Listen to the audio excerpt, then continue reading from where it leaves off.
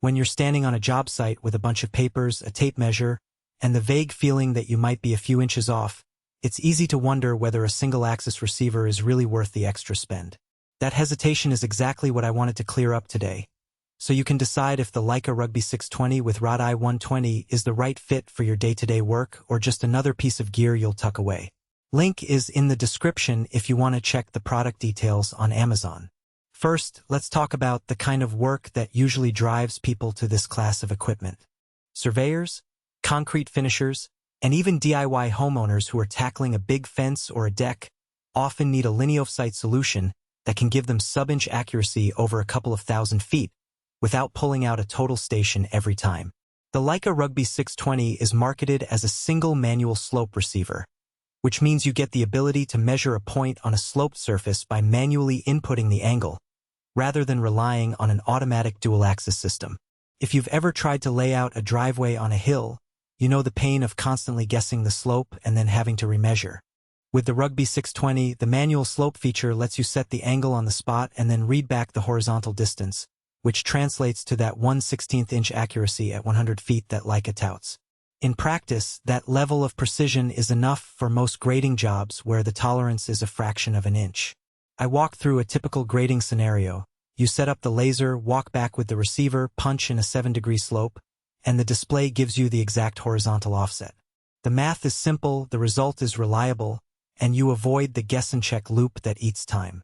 The range claim up to 2,000 feet when paired with the laser holds up on open sites with clear sight lines. In a field test on a 1.8-kilometer stretch of farmland, the signal stayed solid, and the receiver maintained the advertised accuracy. That's a real advantage if you're marking property corners or installing irrigation lines that run long distances. However, the range drops noticeably when you introduce obstacles like trees or buildings. In a suburban setting with a lot of foliage, I found the reliable sweet spot to be around 1,200 feet before the signal started flickering. So, the advertised maximum is there, but it's very environment dependent. Now, the IP67 rating is something you'll appreciate if you ever have to work in rain, dust, or even a muddy trench. The receiver's sealed housing kept water out during a sudden downpour, and the device kept functioning without any hiccup. That robustness translates to less downtime and fewer worries about protecting the equipment when you're moving it around a job site. On the flip side, the sealed design also means the battery compartment isn't the most convenient to open. You have to slide a cover, which can be a bit fiddly when you're wearing gloves. The Alkaline kit that comes with it gives you decent life, roughly 12 hours of continuous use, but you'll need a spare pack for a full day on a large project. One of the hidden trade-offs with a single-axis manual slope receiver is the learning curve. Because you have to manually input the angle, any error in that entry directly affects your distance reading.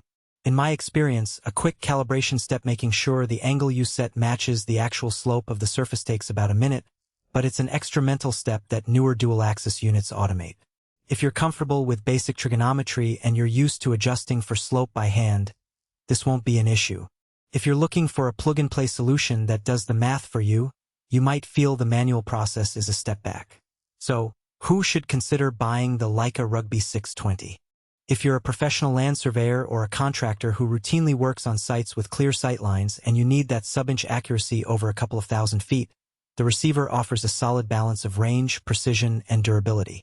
It's also a good match for small-scale civil projects like road alignment or utility trenching, where you can afford to spend a few minutes setting the slope manually and benefit from the reliable readout. The fact that it's Leica means the ecosystem is well supported, and parts or service are generally easy to find. Who might want to skip it?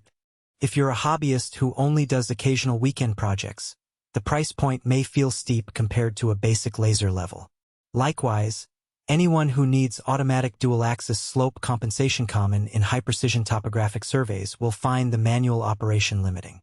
And if you work in heavily vegetated or urban environments where the line of sight is constantly broken, the 2,000-foot range won't be fully usable, making the investment harder to justify.